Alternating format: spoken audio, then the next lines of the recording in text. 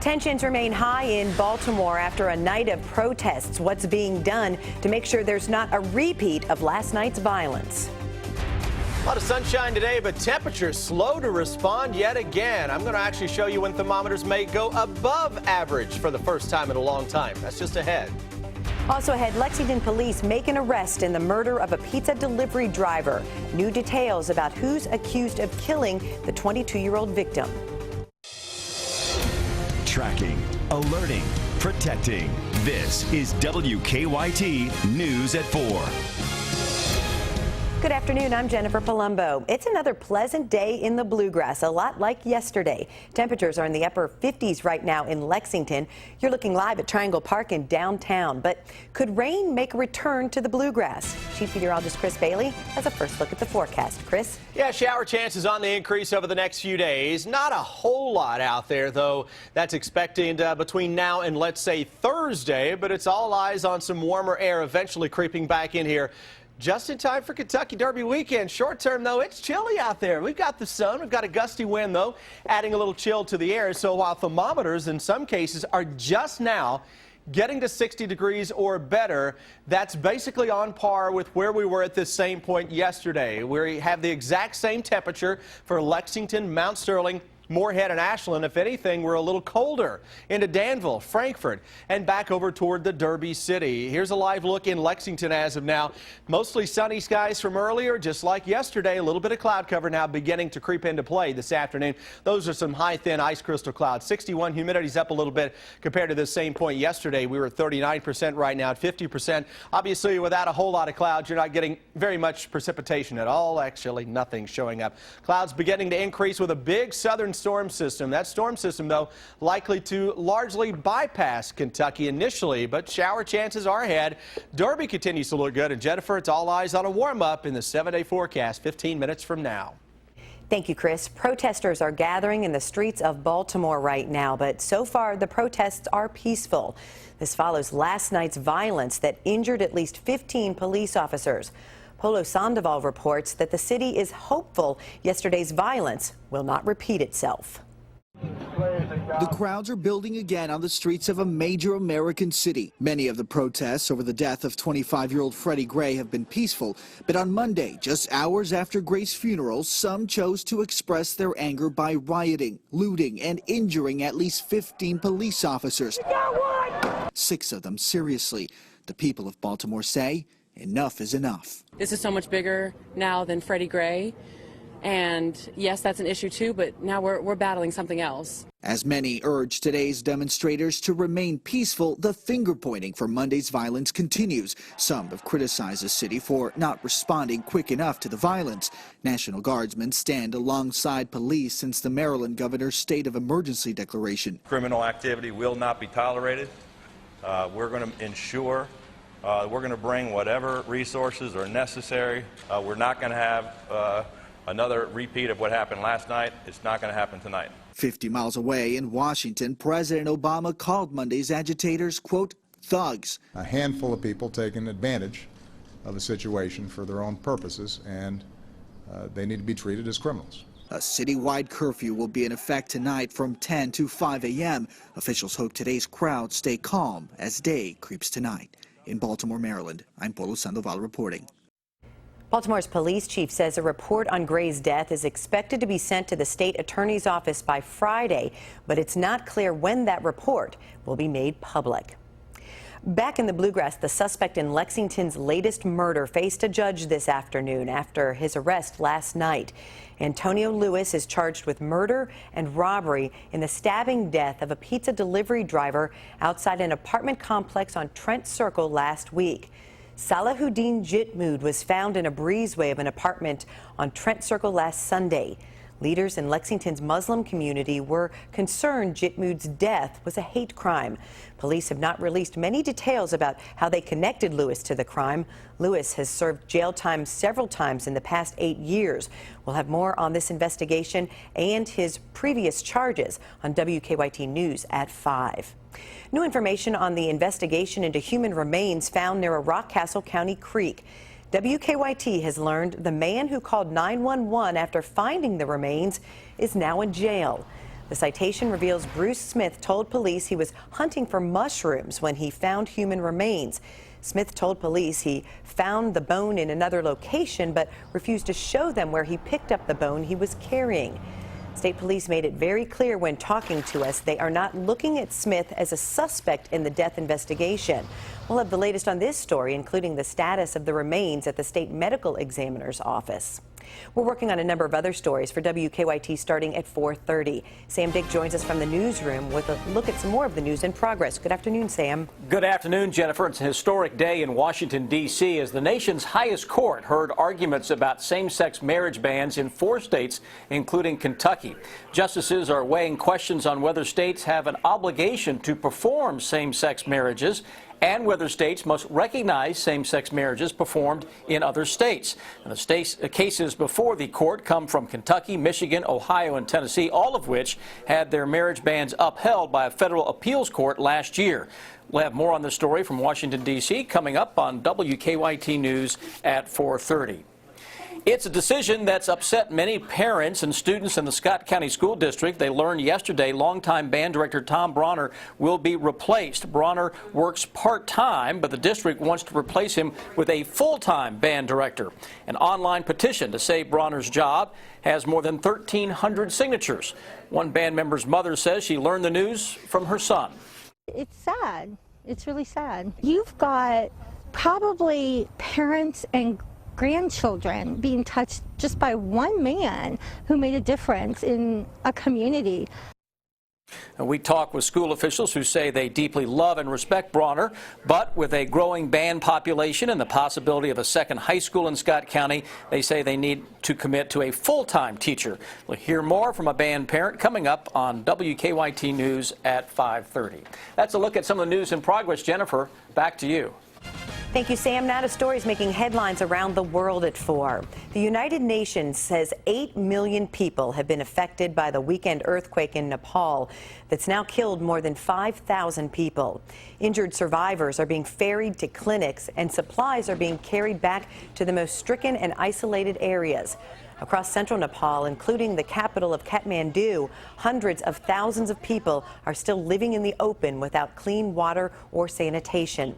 Experts say smaller aftershocks could continue to hit the city for weeks. The U.S. Senate is debating legislation that would give Congress the power to review and possibly reject any nuclear pact the Obama administration develops with Iran. The bill would block the president from waiving congressional sanctions for at least 30 days while lawmakers weigh in. It would also stipulate if senators disapprove of the deal, President Obama would lose authority to ease certain economic penalties. The president has threatened a veto. Prosecutors have called their first witness in the trial of Colorado movie theater suspected gunman James Holmes. Katie Medley testified today she thought her husband was dead after he was shot in the head, but noticed he was still breathing. She says she had to decide whether to leave the theater or stay with her husband, and she decided to leave to make sure their unborn baby would survive. She gave birth a few days later at the same hospital where her husband was in a medically induced coma. Caleb Medley was the last of the wounded to be released from the hospital. Follow WKYT online at WKYT.com. Join the conversation on Twitter and become a part of the WKYT Facebook family.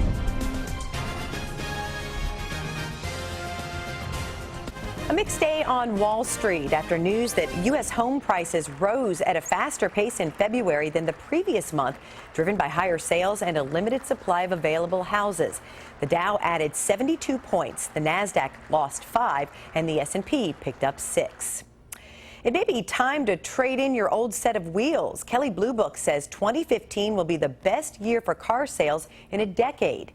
The industry is looking to sell almost 17 million vehicles.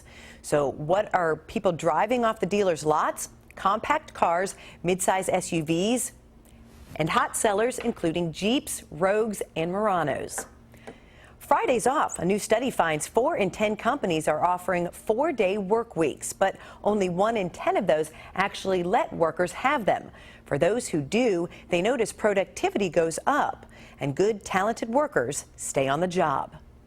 Hackers could be watching your every move. Webcams and baby monitors hooked up to the wireless internet are becoming more and more vulnerable to attacks.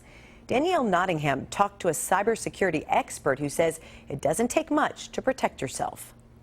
Megan Clausen knew something was wrong when her baby monitor camera was moving and she wasn't controlling it. I yelled into the camera and I was like, quit watching me. But I mean, I didn't really know what to do. Clausen's webcam was hacked. Cybersecurity expert Wes Withrow says hackers have tools to search the entire internet for vulnerable cameras that are on a wireless network. They might go to the manual and typically they'll just use the default login credentials. I think about 95% of the cameras on the market have vulnerabilities out of the box. Once hackers gain access, they can remotely move your webcam, record audio and video, and even talk to you. It happened to nanny Ashley Stanley. She heard a voice commenting on the dirty diaper she was changing on baby Sammy. I was kind of really freaked out, like maybe somebody hacked into the camera or something, and so he said something else like, oh, well, you should probably password protect your camera. Security experts say there are simple ways to protect your system from hackers. One of the first things you should do, change your passwords. Last year, hackers got access to thousands of webcams and baby monitors and live streamed the video on a Russian website. Many of the hacked webcams were left in their default settings with weak passwords. As soon as you get home, right, you get it connected to your network, change all of the default passwords, right, and then go online and then download any software updates that need to be applied to it as well. Withrow says only connect devices that you need to the webcam to minimize your exposure to hackers. Danielle Nottingham, CBS News, San Francisco. Cybersecurity experts also recommend people disable their audio and cover the camera lens or unplug webcams when they're not in use. You can celebrate Derby weekend at the first ever Derby Eve Lexington Bash. Sounds like a lot of fun. Deanne Stevens out and about today at Saxony Farm with all the details. Hi, Deanne. Hey, good afternoon, guys. We are here at Saxony Farm. The tents are going up. Designers are here putting this all together. It's Derby Eve Lexington. A lot of folks excited about this. We do remember the evenings of the Anita Madden parties and such. Donna Sturgeon is with us. She's the founder of Derby Eve Lexington. How did this happen? You said it just came to you. We got to have a Derby party. Yeah, I was doing my dishes last April, and I was thinking of a way to create a new fundraiser for some sort of failing fundraisers that I've been a part of, and I went, Derby Eve, that's what we need. We need to create it around a fun event. Let's do a Derby Eve party. Well, get all those people out of Louisville. I mean, this is where they want to be, right? Absolutely. Tell us about Derby Eve Lexington. Well, I have a great team of 16 people, and they're from all walks of life. The Breeders' Cup came on board. I was so fortunate I called a friend who called a friend who called a friend, and we built this great committee, and they brought the Breeders' Cup on board that made, you know, a lot happen. So Derby Eve Lexington, the guests are going to be sort of a mishmash of industry folks, thoroughbred industry folks. We've got the breeder of Far Right, the breeder of Dortmund coming. We have some athletes coming. We have some celebs coming. We have general public coming. So it's, you know, a lot coming. A lot coming. You do have some tickets still available, general admission, right? So if folks still want to take part in the fun, how do they get those? They go online at www.derbyeevelex.horse. They go to our ticketing page. And .horse? .horse. I love that. Yes. Okay. And they go to the ticketing page and they can buy their tickets there. And this time only, I'm going to let you in on a little secret. Okay. Type in the promo code Horse Farm, all one word, capital letters, and we'll give them 50% off their ticket price today and tomorrow only. So you better say that again. Type in Horse Farm, all one word, capital letters in the promo code, 50% off your tickets today and tomorrow. Half price tickets, and that's because you saw it here on Out and About on WKYT. We have Greg with us, and he is the lead designer of the party. I'm great. Thank you so much for being with us. So glad to have some sunshine. Isn't it fabulous? And it sounds like you're going to have it Friday night as well. Quickly tell us what we're doing. You're like taking these barns and tents and putting them all together. Well, we're taking this historic barn complex. It was a polo barn, and the whole thing will be tented and all turned into one contiguous area. So we have a VIP area over there, and we'll also have food and drinks in the different stalls. And we have a lot of local artists, or we'll have art placed in the thinking it'll be gorgeous and, and a lot of fun. Well, it is absolutely beautiful out here. You heard it. You can still get your tickets. General admission tickets still available. Coming up at 4:50, we're getting a sneak peek of the VIP area. We'll take you through that when we return here on WKYT. I'm Deanne Stevens, out and about at Saxony Farm. Back to you guys. It's time for Better Living, health education, and consumer news that impacts your life. A new study shows children in single-parent households are more likely to suffer health and emotional problems. Swedish researchers also found girls had more psychosomatic problems than boys. Exercise can help women battling breast cancer. The Netherlands Cancer Institute found women who exercised while undergoing chemotherapy showed fewer side effects compared to those who did not exercise. Facebook now lets you chat by video within its messaging app, Messenger. Users can tap the video camera icon to start a video call during an existing conversation. Facebook is a little late to the game, though. Microsoft's Skype and Google Hangouts already have video calling.